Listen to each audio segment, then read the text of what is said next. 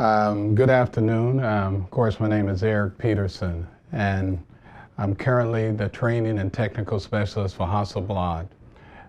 This afternoon, we're going to talk about our scanner products, the FlexTouch scanners, which I'm endeared to. I've been working with these scanners in one capacity or another since probably about 1999. So almost 15 years almost. I first was introduced to these scanners when I was working as a salesperson for drum scanners and installing them around the country, and I came in contact with this hybrid scanner known as the FlexTouch scanner, and that was the beginning of the end for me working with drum scanners, traditional drum scanners. What we're going to do first is that I'm going to show a very brief presentation just to kind of hit a few bullet points. And then what we're going to do is do a hardware overview, a visual overview of the scanner itself. And then we're going to introduce you or share with you the workflow with the FlexColor software application that drives the scanners. And so I think that'll take us a couple of hours here, and we can actually use some of your originals if any of you brought any to add to the presentation. But I have a bunch of old images here that have demo scratches on them, so we'll share those with you. But if you have any questions, don't hesitate to ask, and we'll be happy to share whatever information we can in the time that we have. So I'll show the slide presentation. As I mentioned, it's very brief.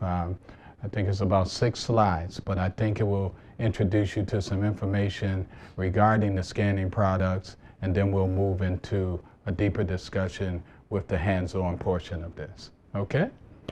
Thanks a lot. Okay, the first slide here is really just a real quick, brief history here. The FlexTouch scanners were invented by Christian and Anders Paulsen, and in 1995 they formed a company named Imicon for the scanners. And those particular scanners began to ship worldwide in 1997.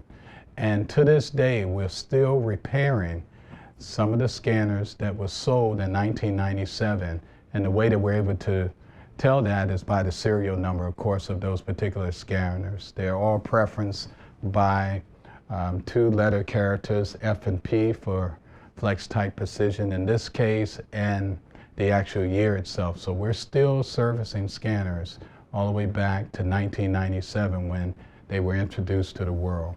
And by 2000, the Imicon Corporation had sold over 3,000 of these scanners worldwide, and I searched very hard to get an accurate number to where we are to date. But that's really just to speak to how revolutionary these hybrid scanners were in entering into a market that had been dominated by drum scanning for a number of years before. And the FlexTouch brand itself, that particular brand has maintained with the product, even though the companies have gone through a lot of mergers and acquisitions over the years. The strength of the brand itself is told by the fact that none of the entities that have acquired or merged or what have you changed the actual name of the product itself, because it has created such a standard in the industry itself for photographic scanning. So the FlexTouch scanners have remained the actual namesake of this great product. And quite often we'll get asked that question because, of course, now the company is Hasselblad Braun, and of course the originators were the Imicon Corporation. But even though there's been a number of different changes, the brand itself was strong enough to maintain its namesake. Now the products themselves.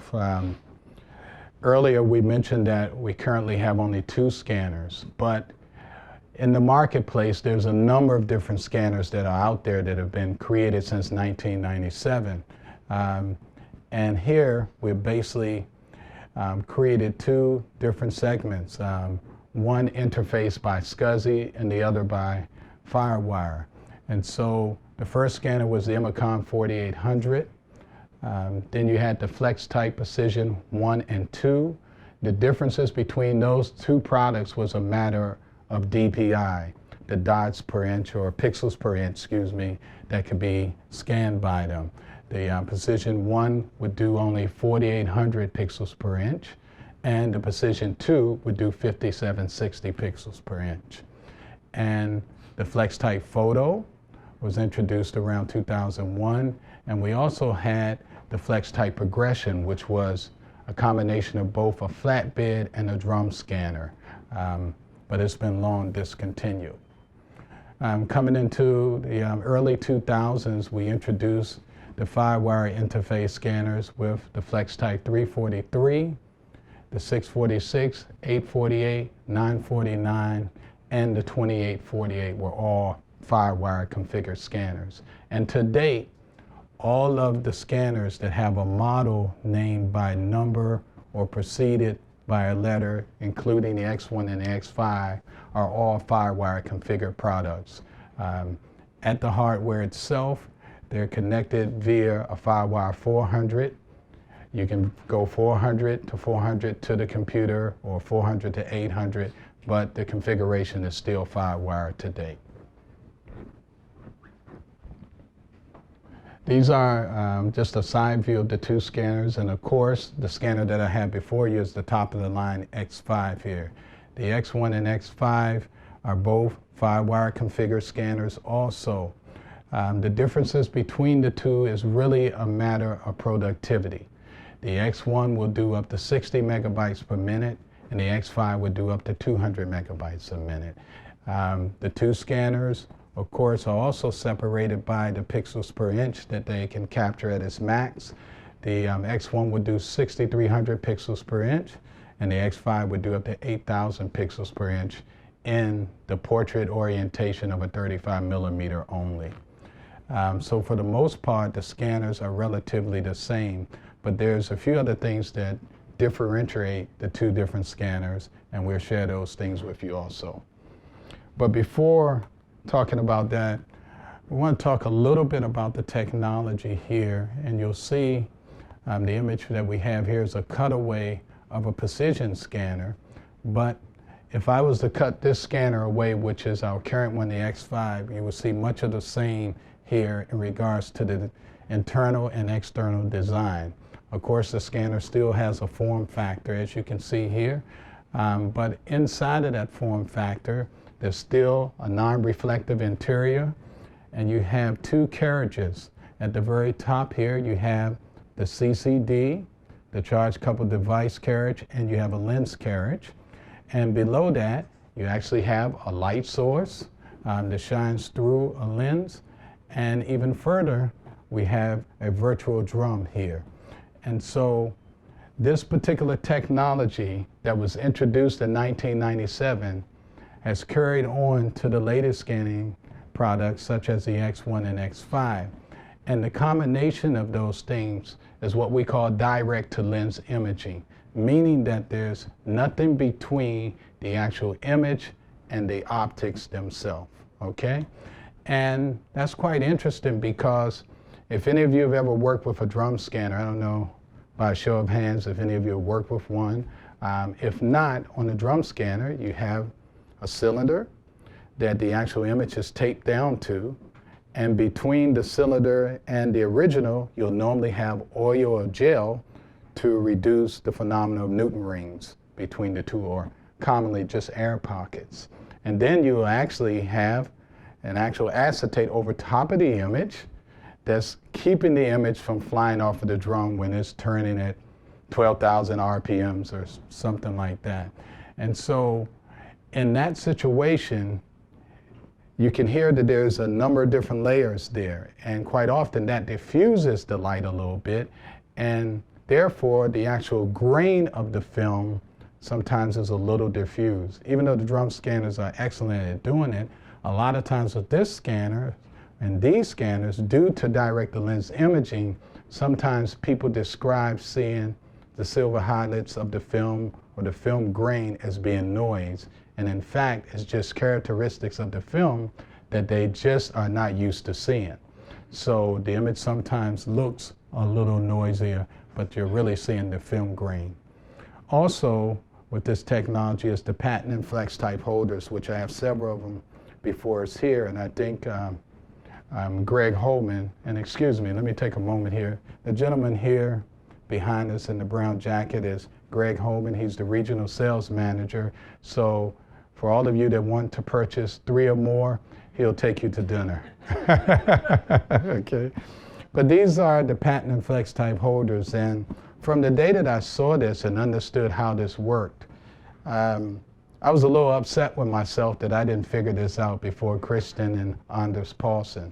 But simply put, there's a metal base with a magnet on the top that you sandwich an image between, and they're flexible. And once placed into the scanner, as you look at the top, there's a clasp and there's a barcode, a clasp punch out.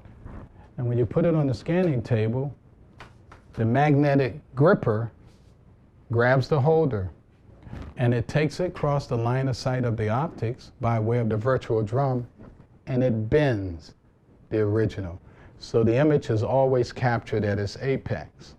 And so the idea that someone could come up with this as opposed to having holders that we're always trying to keep squared up and flat. If any of you use some of the flatbed scanners that have holders to place on top of the actual bed itself, quite often it's hard to keep them squared up with the actual scanning bed itself. And so I thought this was quite ingenious that someone would just bend the film and it would always be captured at its apex across the width of the film. And so these are 2 of the things that stand out in regards to why this is such a great scanner in the marketplace. Also here, and if you see any typos here, I think I forgot to delete one there earlier, but one of the things I want to establish is what's common among the scanners and what's different. The flex type scanners, all of them do direct to lens imaging. There's no scanner that's part of the flex type scanner line that does not do that. They all use rodent stock lenses that have a fixed aperture. They actually set at an f8 for depth of field, and they all use high quality filters, and the combination of the lens itself, the filters, and so on all contribute to the superior image quality. Each of the scanners use an 8,000 element trilineal CCD, and that way you can have a single pass instead of doing multiple passes. Earlier, when we were working with digital scanners, you would have to have it make a pass for each of the individual channels, red, green, and blue, etc., and then try to layer those together. Each of the scanners are true 16-bit devices, so this is not anything that we're just pumping up, but the actual device itself is 16-bit. We talked about the virtual drum. And the flex type holders themselves is available in standard size, optional sizes, and you can even get custom sizes punched. In fact, we shut down the factory once a month to take in orders for someone that has custom orders. And so if you have some unusual size film or want to do something different, we can actually build custom holders for it. The external power supplies provide a service advantage. If we have a power failure, the only thing we have to do is just ship you in a power supply overnight. That may seem like a small thing until you're up against, the productivity of the day and your scanner fails because of the power. But even greater still, the idea that the power supply is outside of the unit reduces vibration inside of the cabinet itself, which will end up showing as noise in the shadow areas, particularly in the blue channel of your scan. So there's probably even a quality enhancement with it being out. We mentioned that the older scanners are SCSI configured. The number models are Firewire. Productivity varies between the scanners from 8 megabytes a minute all the way up to 100 megabytes a minute. So when I was talking about the 4800, the Precision 1 and 2, those particular scanners was doing, 8 to 12 megabytes per minute. And so you can see how far we advanced in the last 13 years, going all the way up to 200 megabytes per minute. The FlexTite Photo, the 343 and the X1 can only scan transparencies. So those of you who have the X1, you can't do reflective scans with them. Reason being is that that particular scanner only has one light source inside of it. It doesn't have two light sources like the other scanning products. The 646, 848, 949, and the X1 can scan reflective images also. So they do transparencies and they do reflective images. And the 848, 949, and the X5 can use the slide and batch feeders. So we have a slide and batch feeder that will fit on the front of this particular scanner that will hold up to 50 slides at one time, and you can use an automatic workflow that can identify the images, crop them, and scan them at set resolutions. And we also have a batch feeder that will hold 10 of these holders in any configuration, and the way that it recognizes them is that the scanner has the ability to read the barcode at the top of the FlexTite holders. Okay, and the scanners themselves are all driven by the FlexColor software application. And like most scanning applications, it provides you with the basic tools that you need in your workflow.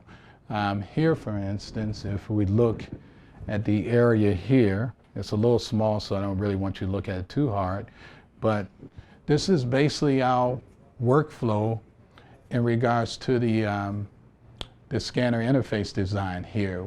First we look at the histogram of the image. We crop the image and we see what the histogram is like. We use the auto to set the highlight and shadow points. Then we use a curve to compress the image. And if we're going to apply some sharpening, we're going to do that at the end or do that post in a third-party application. And so, as we talked about earlier, the workflow for this particular scanner, or any scanner for the most part, will be basically the same.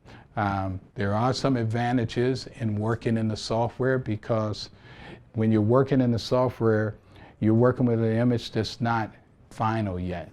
Once you say you're going to export, you're working with an image that it is what it is. And once you hand it over to a third-party application like Photoshop, then the only thing that Photoshop can do at that time is that it cannot build pixels. It can build them artificially, but at this point in time, you want to keep the integrity of your image. So as much as you can do on the front end, you're going to do in any scanning application.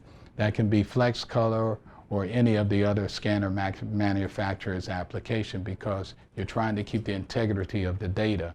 If you take it into another application and you start doing a lot of the things that you can do on the front end, you're basically compressing that data or expanding that data, and you're possibly losing pixels. And even though Photoshop has a great interpolation process inside of it, it's better to do as much as you can on the front end of your scan. All right, so now we're looking at the interface for the FlexColor software. The current version is 4.8.13 on both the Mac and the PC. 4.8.13. To use with both the X1 and the X5. Okay, and that's a free download. You just go to www.hasselbladusa.com and go to the software link, and you can download that. But this is the interface here, and I'm going to close a few of the panels here so we can see them later. Okay, so at the very top we have the actual menus here. The FlexColor menu, for the most part, is great for when you're contacting service, because the first thing I'm going to want to know when you call service is what version of the application are you using. And so once you open up the splash screen there with the About FlexColor, I'm able to tell which version, and that way I can actually begin to address any issues that are known in regards to the version of the software in combination with the hardware that it's working with. Okay?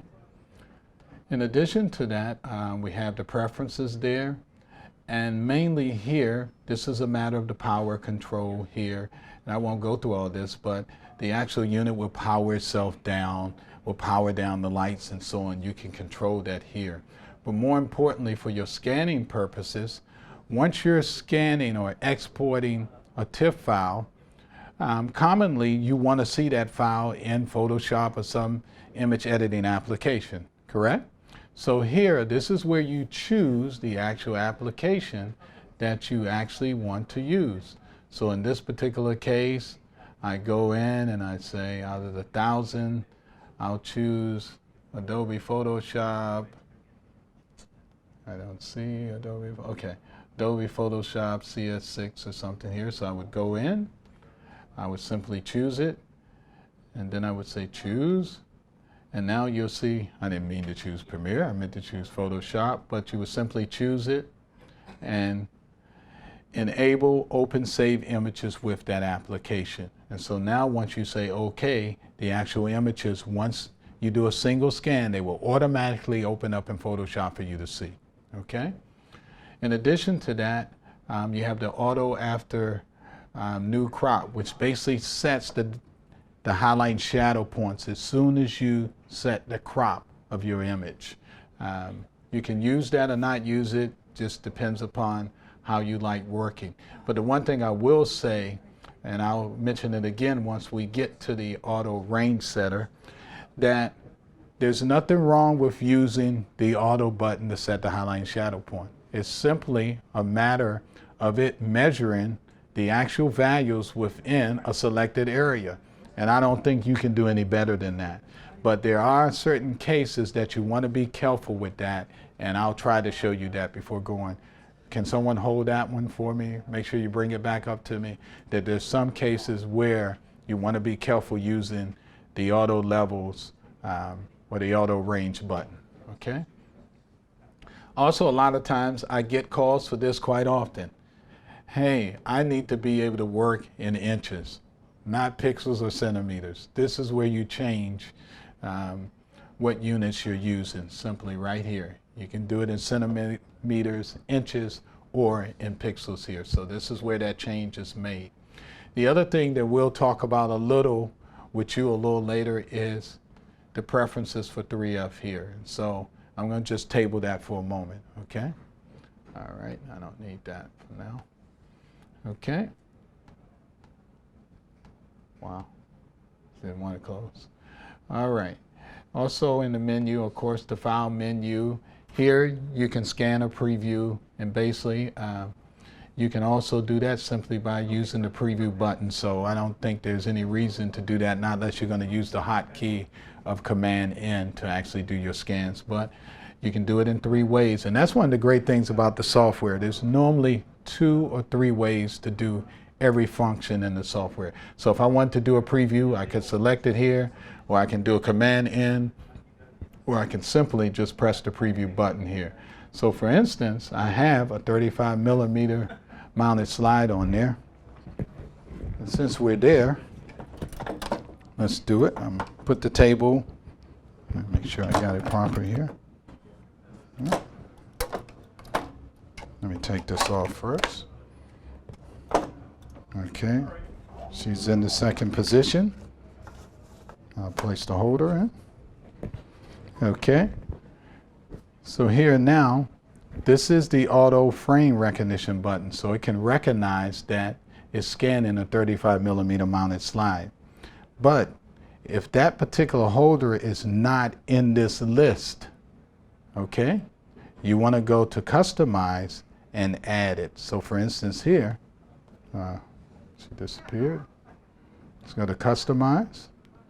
And so if we wanted to add any of these particular frame setups here, we would simply click on them and tell it to include. So this is the 6x6 645. I tell it to include.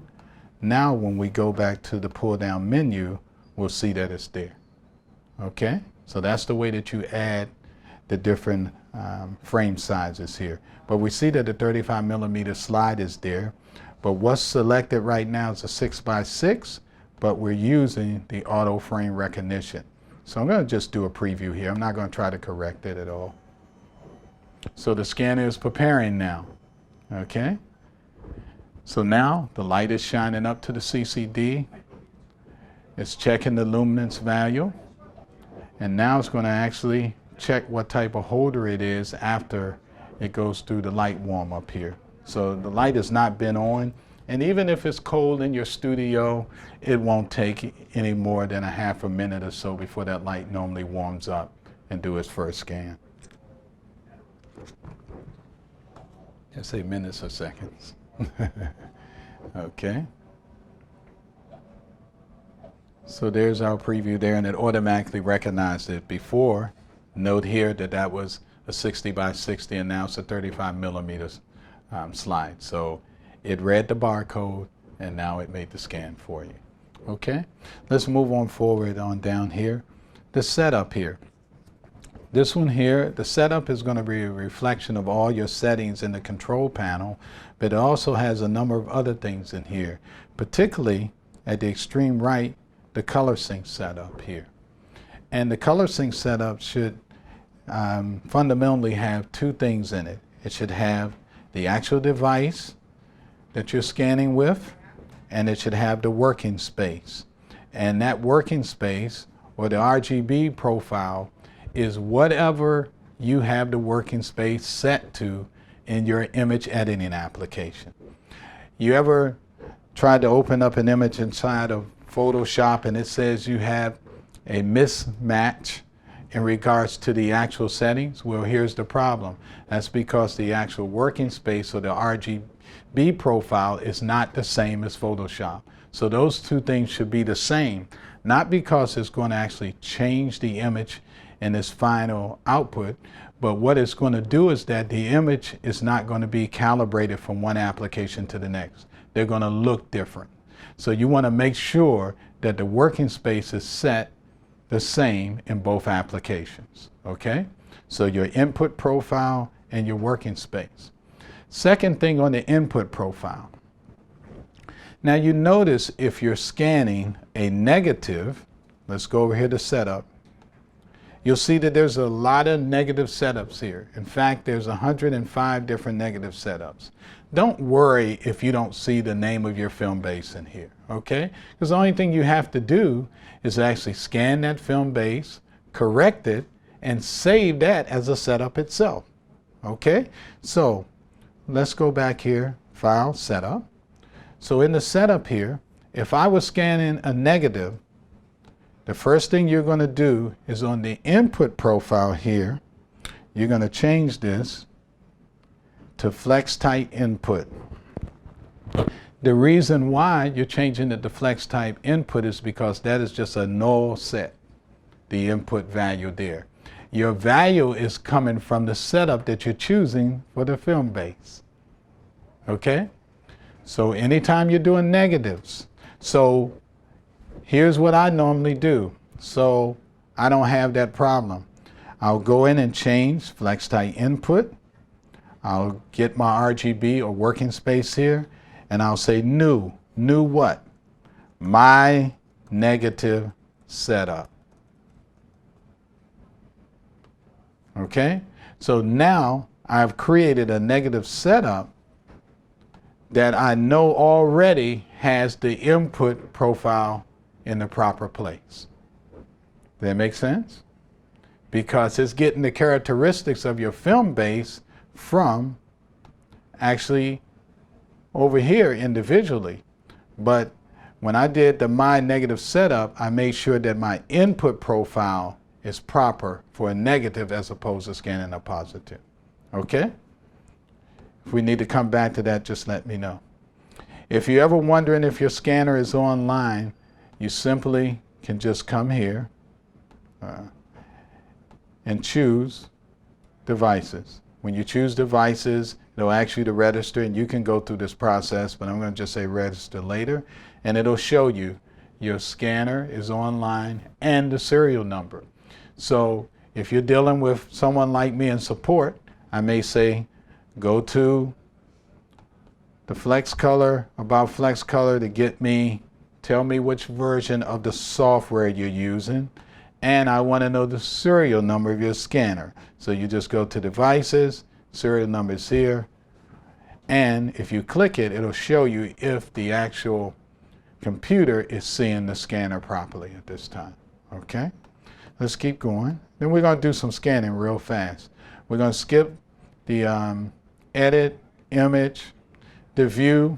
Here, there's not much in here that we won't be able to show in the control panels, with the exception of soft proof.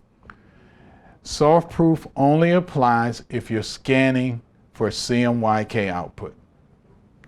Don't even worry about it. If you're not scanning CMYK, don't worry about soft proofing, because the only thing that soft proofing does is compress the data of the file down to a smaller space for printing to a press.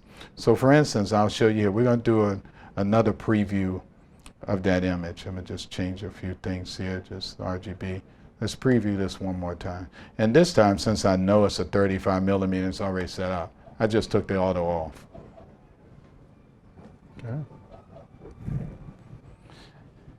Is everyone following me pretty good? Okay, good. And I don't mind, you know, anyone having questions while we're going along. So for instance here, I want you to watch this image here. I'm just going to select it here. And now you see it, it's all vibrant and everything, but watch this when I change it to CMYK. All right, I don't have soft proof active. Sorry. Let me see. Setup. Soft proof. Okay. You see what happened? Well, it's a smaller gamut. That's right, it's a smaller gamut. That's correct. And in fact, all that we can see, the press can't print anyway. The dynamic range is just too large for it. So here, it's compressed the gamut, and you see the image got softer, but you should not have to worry about that unless you're scanning to export something out as a CMYK file. And in most cases nowadays, most people are just delivering RGB images with the right profiles for someone else to view them in their working space the same. Okay? Let's keep going here. This is just a reflection of all the twos to the left here in the control panel, so we won't deal with that. The maintenance. Focus calibration, white calibration. Okay? A couple of things in here. The focus calibration should only be done if you see a degradation in the focus of your images. Simple and plain, right? Now, one of the other things that it will do, I'm going to just do a real small file here right quick, just for the sake of showing you something. And I want you to take note to this area right over here. The autofocus here, when it's dark, it's enabled. If it's light, it's disabled. Okay? And that holds true for all of these things. Okay? When they're dark, they're enabled. When they're light, they're not. So here, I'm going to just do a scan real quick. I'm going to just call it 1, 2, 3. I'm going to put it out on my desktop. And I'm not going to correct it. I just want to show you something. But take note to this area right in here. Okay? So it's going to scan this image real fast. Okay, it's preparing, it's optimizing the focus. Remember I talked about the autofocus into the film? That's what it's doing now when it says optimizing focus. Okay, it finished that image. Okay, I'm going to do a second one. This time I'm going to add what we didn't have before. So here, let's see here. All of these Adobes, I need to open this up so I can read which is which. So Photoshop, CS5. Okay, so now let's scan it again. Did you notice anything about that area? You see anything different? There's a little crosshair right up there beside the autofocus now, right? You see it? Okay, now. All right, so that little crosshair, if you look at it, and this is not documented nowhere in any of the manuals here. But if you look at that crosshair real close, I don't know if you can really see it from there. It has the XY coordinates, of course. The 0, 0 would be perfect focus. But you'll also see it looks like a little green line is underneath, right? Can you see that here? Get closer if you want to get closer to it. And what that means is that your focus is good, but it's not optimal right now. And so what happens is that little green line will either mean that it needs to make an adjustment to zoom in or zoom out. So that green line can be above the 0 point, or it can be below, and if it goes too far, it turns red. So if you ever do a final scan and see this little crosshair, and the little green line comes down too far or it turns red, that is an indication that you need to do a focus calibration. So let me show you this. This is the focus target. You take your 6x6 645 holder, you put it in, set this right reading, put it into the top aperture, and you go back to maintenance and you simply choose focus calibration. And so you'll see that it's calibrating for different resolutions. And so remember I said for different originals, the actual lens comes to different positions. And so basically what it's doing is calibrating for each of those positions right now. The white calibration, you have to use the white calibration when you're doing your first reflective scan. So the reflective holder that I showed you, there's an opaque white piece of paper that's like, the instructions are there. You just put it under the acetate, put it in there, and it creates a white calibration. And so basically what it does is it's scanning a white sheet from the top to the bottom. So it can use that as a reference for scanning reflective images. So that's your focus calibration there. Okay, let's just put another original up here. And we'll set this up. Okay, so let's go ahead down here. Also, the feeder only applies to when you're using one of the batch or slide feeder accessories. And the preventative maintenance. The preventative maintenance is a warning that will show up after either you'll get a gauge that will, like a fuel gauge, that show you how many scans you have, which can be, for these particular scanners, this scanner will not show the preventative maintenance until you exceed 25,000 scans. If you have a batch feeder or slide feeder on it, it'll show you that at 15,000 scans, which basically means that, hey, there are some wearable parts in this scanner, and so you need to be aware of it. But you can continue to scan here. So what we have now is we have our preview. The first thing we're going to do is just crop the image, okay? Now, at the very top, we have a gradation there, so I can't really see where the edge is, right? You know, I don't know if it ended here, there, or what have you.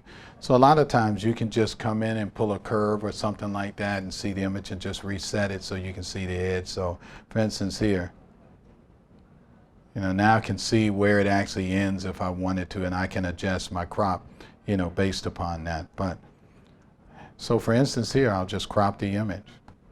And of course, a lot of times we'll crop outside of it because we want what? The entire image, right?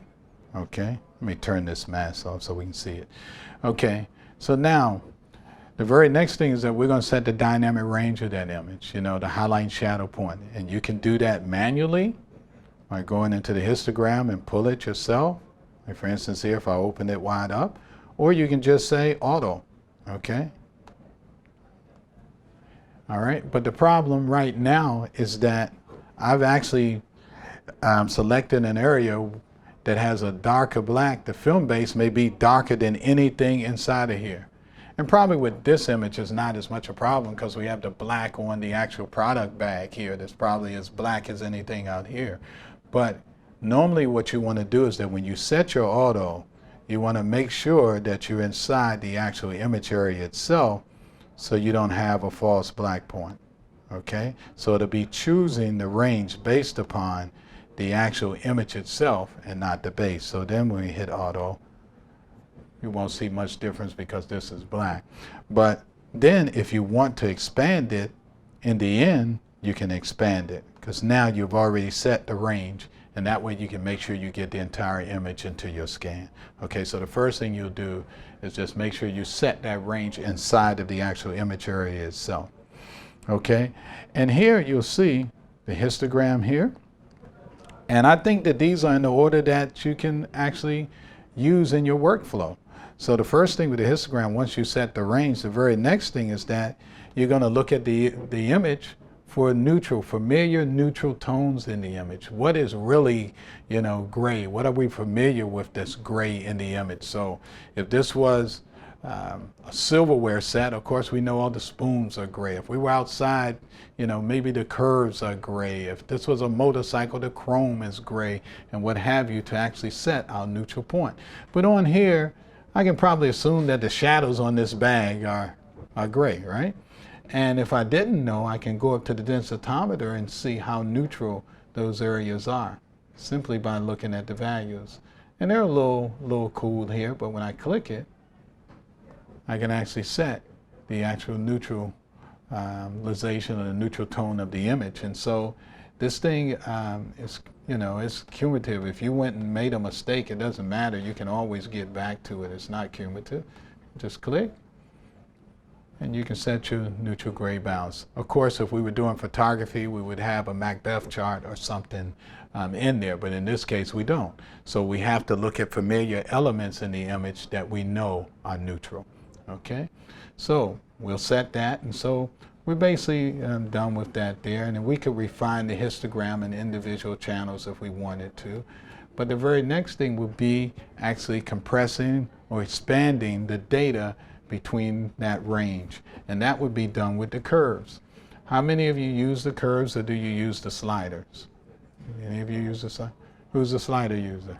No slider users. Great. So we have people that want that are doing professional scanning here. So here on the curve, one of the great things is that you're looking at the image, analyzing it yourself to see, you know, what parts of the image you want to even open or close down with the curve. So for instance here, if I wanted to put a little more contrast in these bags, I could just take the eyedropper at the bottom of the curve and probe over it, and it tells me where I can actually adjust the curve to affect the image in that area.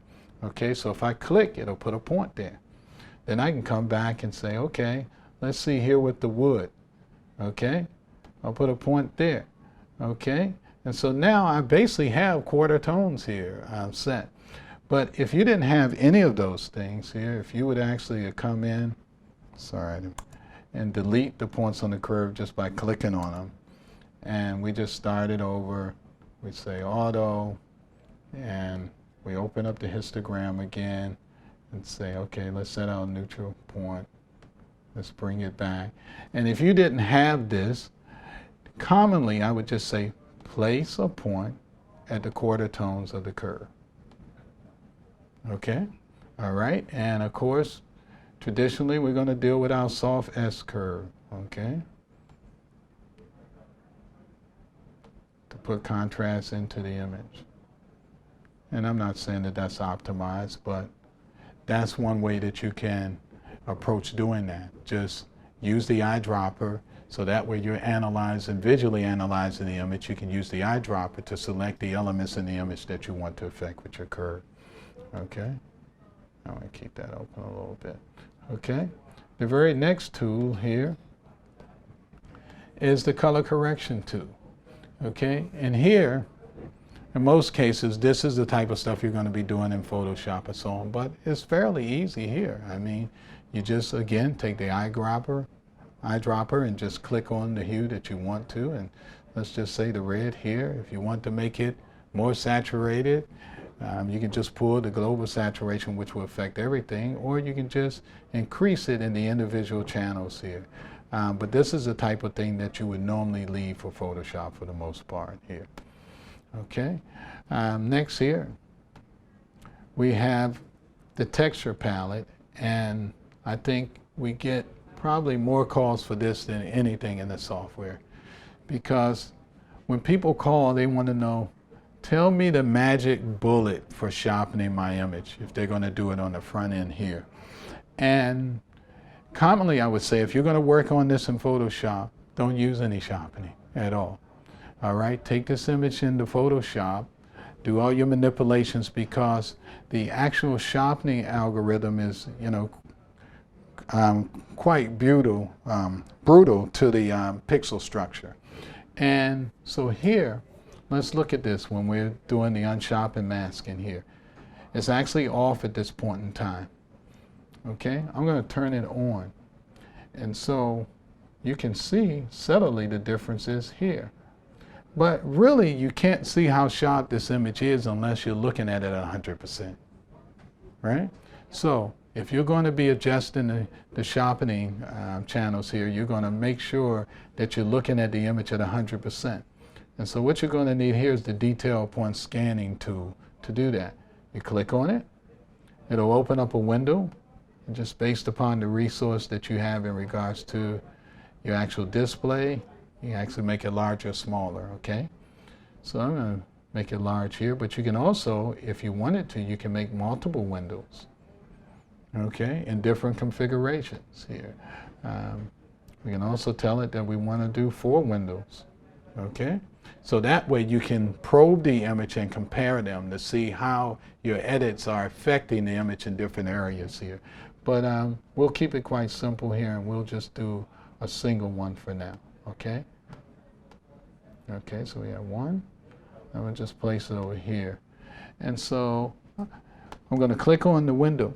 And once you click on the window pane, you'll see that it creates a border to show that it's active now, and it's set at 100%.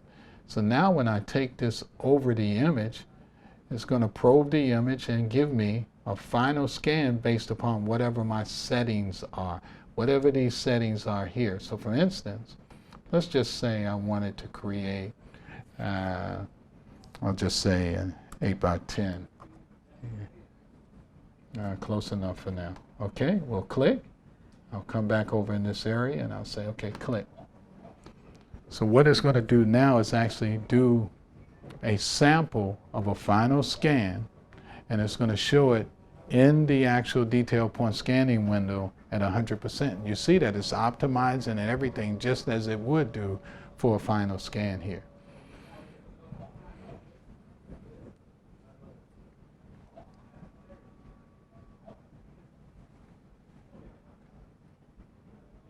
Okay, so it's doing the scan.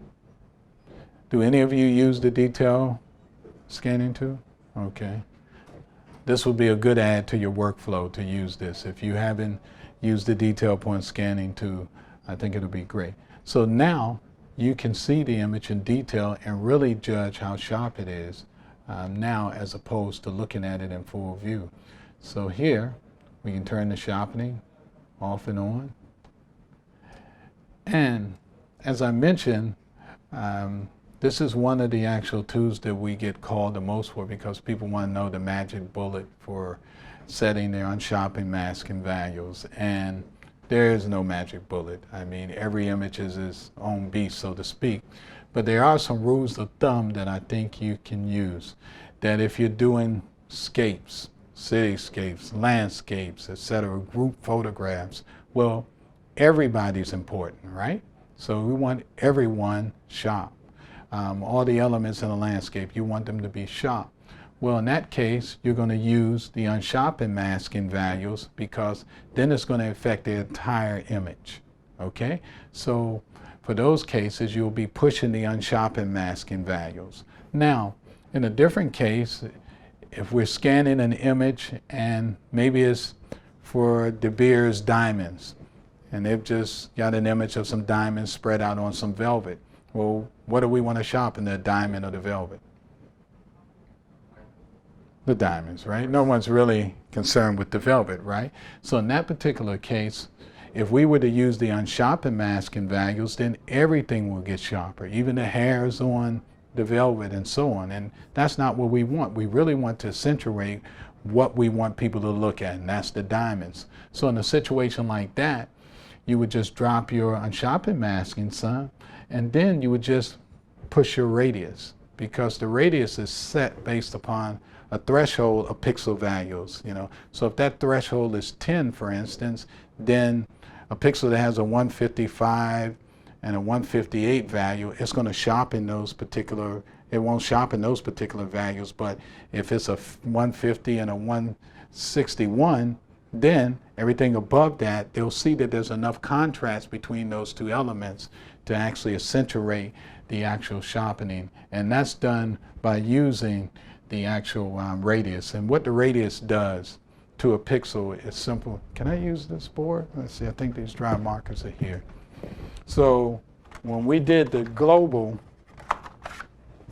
sharpening on the image, it took everything into consideration. It sharpened the entire image. Well, when we use the radius, what it does is that based upon a threshold, it finds pixels, and let's just say our threshold is 10 here. Oh, okay, thanks.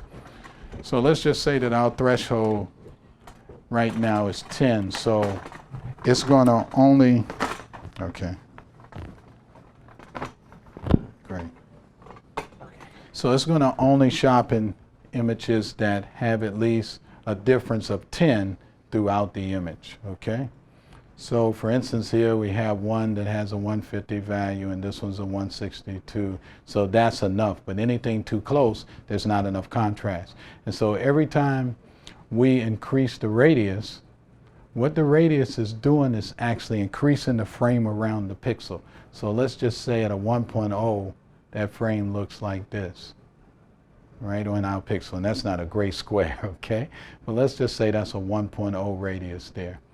Well, when we change that to 2.0, well, that frame gets bigger, and so all of this area is being affected on the pixel. And so as you increase the radius, this frame gets bigger. So we say 4.0, well, good grief, it'll be all of this here, and that's what makes the sharpening, you know, accentuate the sharpening of the image here. So if we were doing the diamonds, of course, well, we would want to use the radius because we don't want to sharpen everything as we would when we're using the actual unsharpened values. So that's a good rule of thumb to use, that if you're dealing with things with a lot of reflective elements in it, a motorcycle or something like that, instead of sharpening the entire image, just kind of kick up the radius a little bit and it'll pop out. Okay? All right. All right, let's keep going here. So the detail point scanning tool will allow me to show something else. We were talking earlier about the dust and scratch utility and it being grossly underused. Well, I think it's underused because people don't know where it is, and quite often they don't even know it exists, but it is documented here. Yeah. So here you'll see FlexTouch here.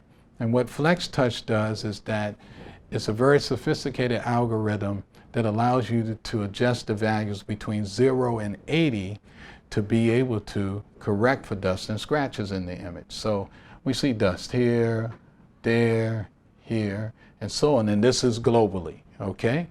So what I'm going to do is I'm going to enable the FlexTouch here, and I want you to just kind of look at some little particles, and let's see how it affected at its default. See anything? Okay, let's push it up here. I'm going to push it to its extreme. Anything there? You don't see it? Okay, look here. Yeah, you see it here? Yep.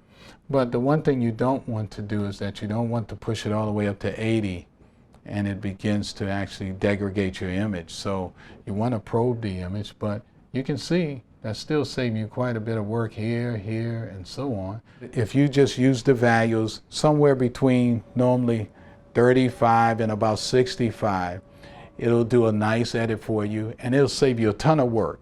But you don't want to try to overuse it by pushing it all the way up to 80 or anything like that. But we'll just see here that it definitely saves you a lot of work here.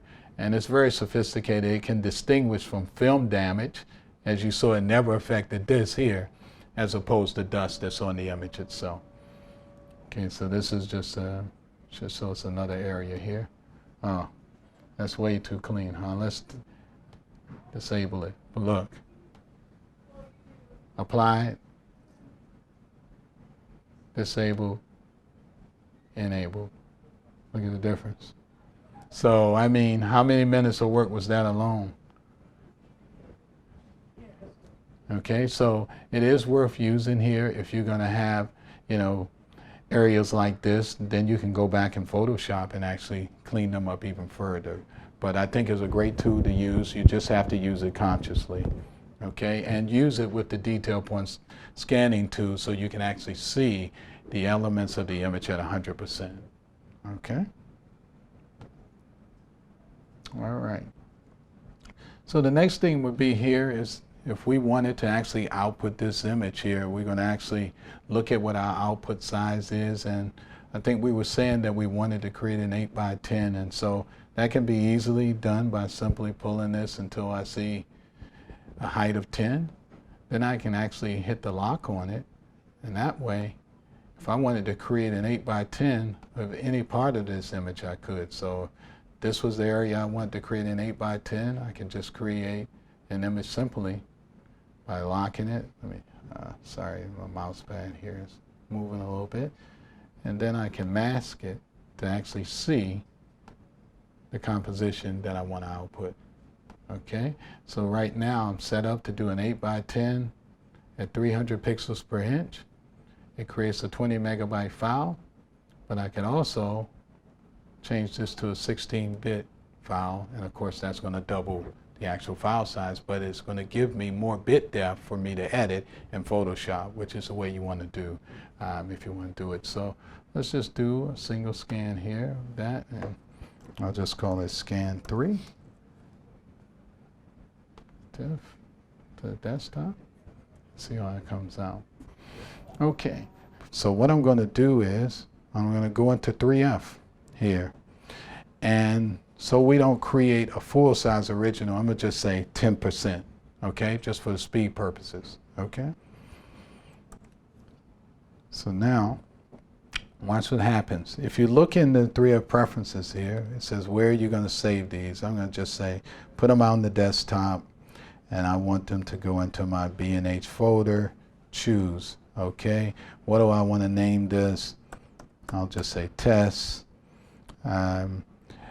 Auto film, which means it's going to actually recognize if this is a negative or a positive, okay? And it also says here, well, once it chooses this, it'll choose the default for each, okay? RGB negative or RGB standard, okay? Auto crop or frame here, I don't really need these, but you can leave them as auto. It'll crop the image for you. You can also even set up a bleed. If it crops too much into the image, you can extend that plus or minus. Okay? You can also tell it to set the levels, but I'm not concerned about that because all I want is really the equivalent of a raw file that I can repurpose later. Okay? So now I can just hit scan. Okay? So now it's going to do a 3F scan of the original here. It'll automatically recognize that there's no density values in the top aperture here, and then it'll come back and scan a 3F file of the 35 millimeter in the portrait orientation. Here it comes. All right, so it's going to give me my 3. So I have a 3F scan now. Right. And so the idea of the 3F scan is that in theory I have this image at its highest resolution and bit depth, and I can open it up and repurpose it over and over again because it's just like your piece of film. And so the way that I access that image was simply here. Okay, so it shows me a thumbnail. I can change the size of those thumbnails. I'll make it large since we're only dealing with one. Okay, so there's that 3F image. Now, what I'm going to do is I'm going to open this 3F image up in Photoshop, and I'm going to say clean up the spots. And then I'm going to save, not save as, I'm going to save, and now my 3F file will be a digital original, meaning that it is clean. So unlike a physical piece of film that could get some dust on it, no, it's just clean now. So every time I need this image, I'll just go right back to the clean file and say, now create the image that I need from it. Okay, so what I'm going to do is go into Photoshop and, okay, Let's see.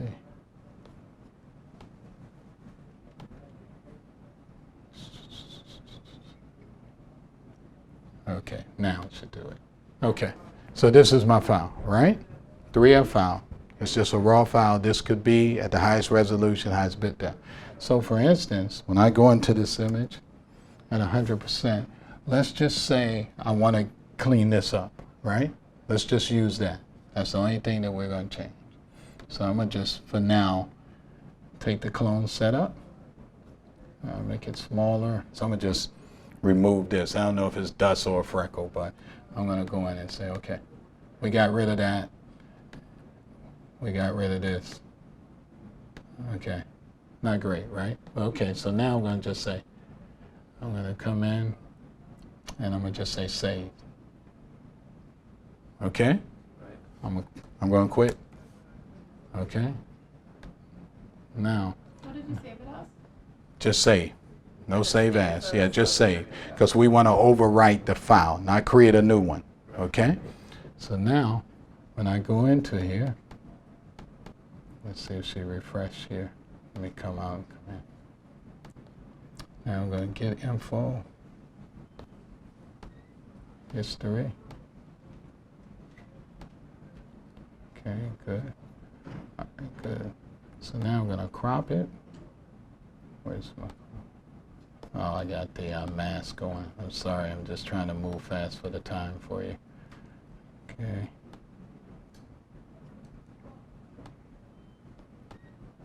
Crazy. All right, just mask it real fast. And I'm going to say, what do you want to do next? I want to save an image. This one, let's create, I want to create a black and white image now. So I'm going to just say grayscale, black and white. Let's say 4x5, just for the sake of it. Who cares? Okay, we'll say black and white, TIFF, desktop.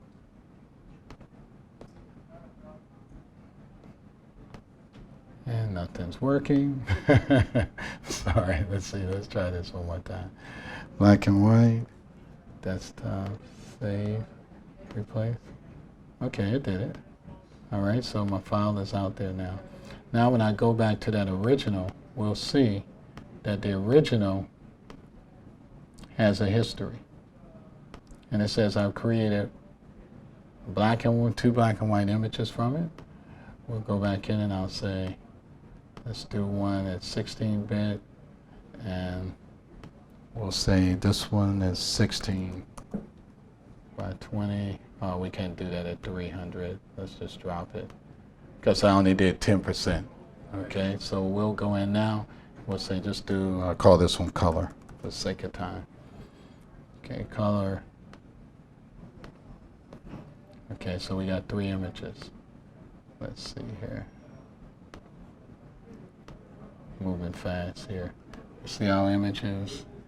Where are they? Okay, here they are. Let's just...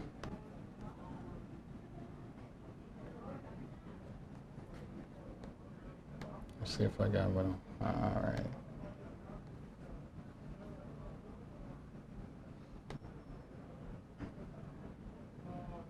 You see what happened? The edit is there. So once you clean up the film and save it, you won't have to do that anymore. So unlike a physical piece of film, once you clean up an original, you can just keep going back and repurpose it now, because you're not worrying about every time you open up that digital file that you have to clean it again and clean it again. So you open it up in Photoshop, you clean up all the dust and scratches, say save. It stores it back in the 3F with those edits to it. Then you click on the 3F again and you repurpose it. Use it however you want to use it. So one time it may be for the cover of a book. Next time you may need a display poster for the book signing.